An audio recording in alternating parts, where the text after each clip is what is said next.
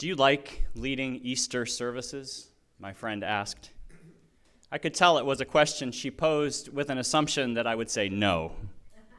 She's a Unitarian Universalist. She knows that Easter can be complicated in a UU church, just as it can be complicated in our extended families. She knows that on this morning, our congregation will contain familiar faces and newcomers alike, people with different takes on this holy day in the Christian calendar, people with different needs for how we might engage or even avoid the ancient stories. She knows that some people come to us today to be reminded of the newness of spring, the pagan symbols of the season, and the lengthening days without a lot of talk about Jesus and resurrection. And others come to be reminded of Jesus and his resurrection without a lot of talk of the newness of spring, the pagan symbols of the season, and the lengthening days. My friend knows that no matter what approach we take, we'll likely disappoint or frustrate some folks. So she probably figured, given the choice, I might choose just to skip the day altogether. But to her surprise, perhaps, and maybe to you, I answered, I like Easter in our church, and I do. I like Easter because despite our different backgrounds and expectations, I believe we understand Easter. We are human, and we understand. We understand that, as UU Minister Patrick O'Neill has written, Easter is an impossible story written for everyone who has ever felt the sting of death and wishes for something more. Easter is a story for anyone who loves life so much that they pray for more life to follow. Easter is a story for people who can envision a loving divinity that will not be conquered by evil. It's a story of love that never dies, of immovable objects that get tossed aside, of happy endings in a tragic world, of faith rewarded and vision restored. Easter is a story for us, a story we understand because in ways large and small, we have lived it. This is not to say we will all understand Easter through the lens of Scripture. Who among us, after all, could interpret with certainty the Easter narrative, which in the various gospel accounts is at times contradictory and to our modern sensibilities confusing? Countless scholars and theologians since the Gospels were written haven't agreed on what transpired after the crucifixion of the man named Jesus, who would become for many the Christ, nor have they reached consensus on the theological meanings of these accounts. The understandings of these stories continue to evolve,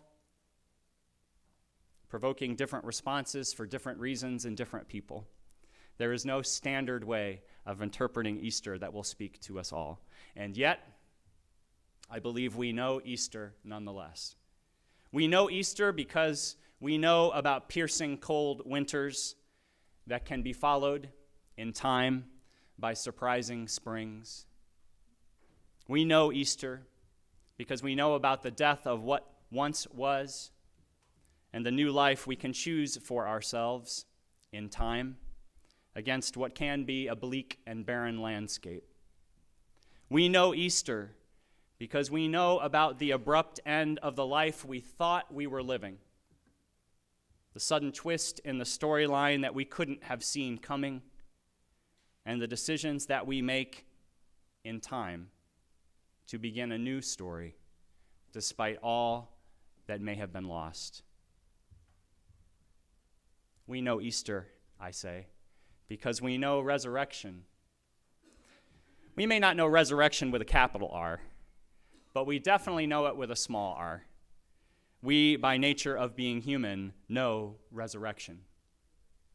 We know what resurrection when we get battered by this life, and despite our doubts, we get back up again.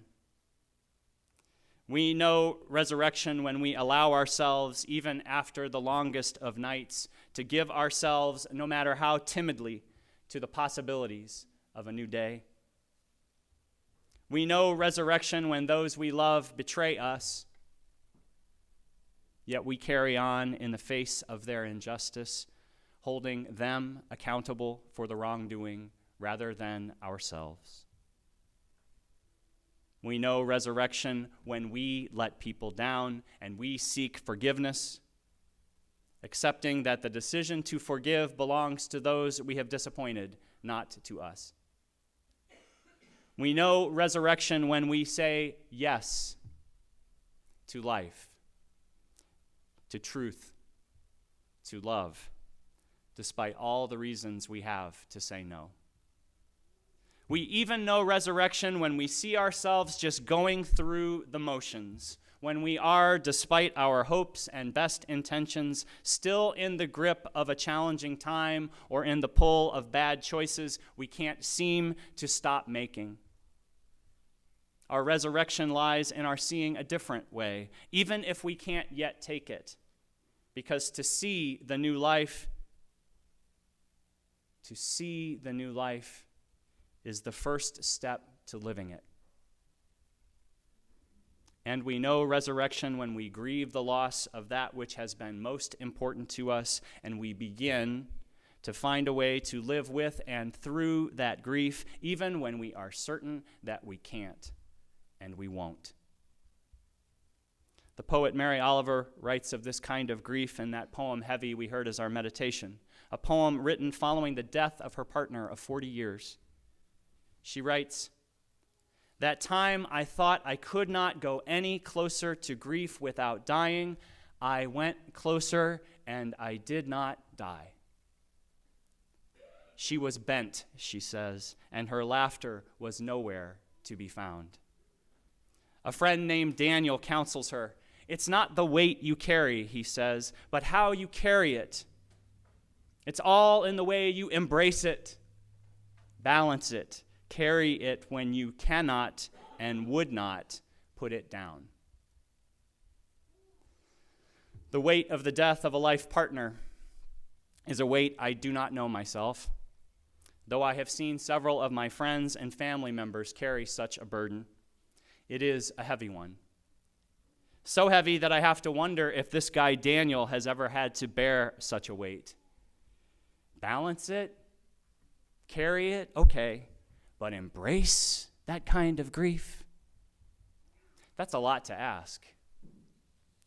And yet the people I have known who have shouldered this kind of heavy load have somehow managed it and perhaps eventually embraced it in their way, much as Oliver found that she had, by practicing, by navigating the emptiness the best they could, in fits and starts, in hope and in despair, with anger and with humor and with loneliness, but also with admiration for all that still remained, for all that they could still do and experience and remember and savor. The weight they carried was not one that they could put down, so in order to live, they had to carry it. They had to welcome resurrection. Many of us have known grief that we could not and would not put down, the grief that overtakes our daily lives with its taunts of life will never be the same, the burden that is brought about by the blessing of what once was and now can be no more, the burden that would not be were it not for the blessing that came before it. A while back, I shared a visit with two friends of mine, married for many years.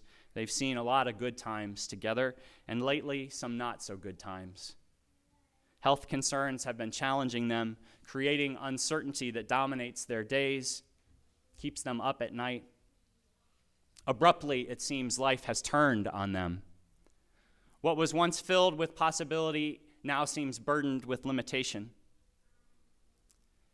After my visit, I shared a brief conversation with the wife as I bid her farewell, and I used the expression "for better or for worse" to refer to something happening in my own life. She caught the words, looked off into the distance as she repeated them back to herself more than to me. "For better or for worse," she said. We both knew why she was repeating them. It was a tender moment, a moment of recognition of her past and her present, a moment acknowledging the new life that each day had been bringing her. Not a better life, but a new life all the same. It was an Easter moment. Another Mary Oliver poem comes to mind, this one written more than a decade before her partner's death.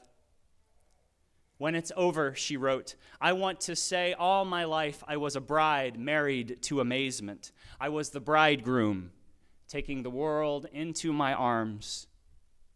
When it's over, I don't want to wonder if I have made of my life something particular and real. I don't want to find myself sighing and frightened or full of argument. I don't want to end up simply having visited this world. For better or for worse, my friend is not simply visiting this world. She is living in it, living through it, living as if this day and the day to follow is yet another Easter of sorts, another day to begin anew, another day for resurrection. For better or for worse, none of us carrying the weight of what we have lost is simply visiting this world either. Certainly Mary Oliver isn't. Perhaps to her surprise, after the loss of her closest companion, the story of her life did not end. Laughter, she says, once absent, now returns, now and then, to her startled mouth. And out of her grief, indeed, maybe even because of it, she finds herself lingering to admire the things of this world that are kind and maybe also troubled.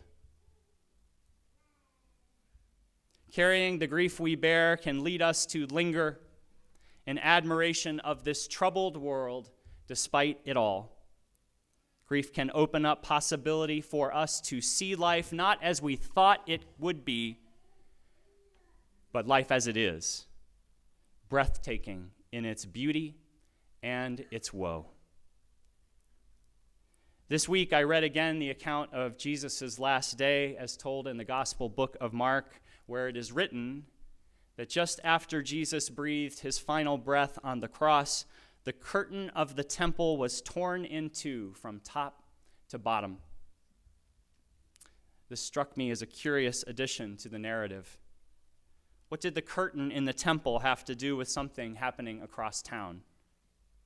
For ancient Jews, the temple was an especially holy place, a place of reverence and respect. Within the temple, the most sacred area was the square room known as the Holy of Holies. God's presence was thought to be in this darkened, holy room. No one was allowed to pass through the thick curtain that separated the room from the rest of the temple, except the Jewish high priest, so that he could make sacrifices on Yom Kippur, the Day of Atonement, the day when Jews are encouraged to make amends to those they have wronged and to grant forgiveness. This curtain, then, served to separate the rest of the world from the holiest of places. When Jesus died, this curtain, the story says, was instantaneously torn in two, perhaps signifying that those who were left behind would now have greater access to God, or as some of us might put it, to the greater wisdom of what it means to be human. The symbolism is powerful to me. In the moments of my most significant losses, I have felt something like this curtain tearing, as I too have gained access to holy truths too easy to overlook otherwise. I have gained access to a deeper understanding of the human predicament. I have entered into a kind of holy darkness that binds us as one human family, that reveals in striking detail the losing that inevitably touches us all, the losing that follows loving, the losing that reminds us, as Robert Frost wrote, nothing gold can stay. If this is our lot, this losing that follows loving. The good news of the Easter I celebrate is that despite the hardships we might face, the little deaths or the big ones, addictions, relationships turned sour, the deterioration of our physical or mental state, great tragedy, and great loss, the possibility exists that we can choose how we will interpret our circumstances, how we will live through them toward the tomorrows still to come. The story of Easter, then, is that even when life is at its most bleak and our loss is most intense, the possibility for resurrection, for new life, remains. Again, the words of Mary Oliver. Someone I loved once gave me a box of darkness. It took me years to understand that this, too, was a gift. This Easter and all the Easter moments to come, my hope for us, my blessing upon us, is that we will welcome the resurrections that accompany each new day.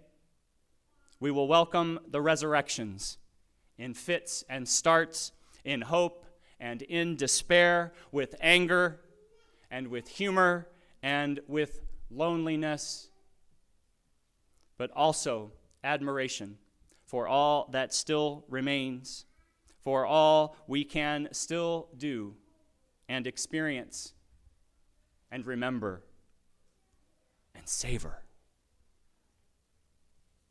For if we are to go on living, we must carry that which we cannot and would not put down, practicing as we do, practicing so that we can be grateful for the sunrise resurrection of waking, and we can face the sunset of sleep, echoing the words of poet Stanley Kunitz, who wrote, "I can scarcely wait until tomorrow, when a new life begins for me, as it does each day, as it does each day."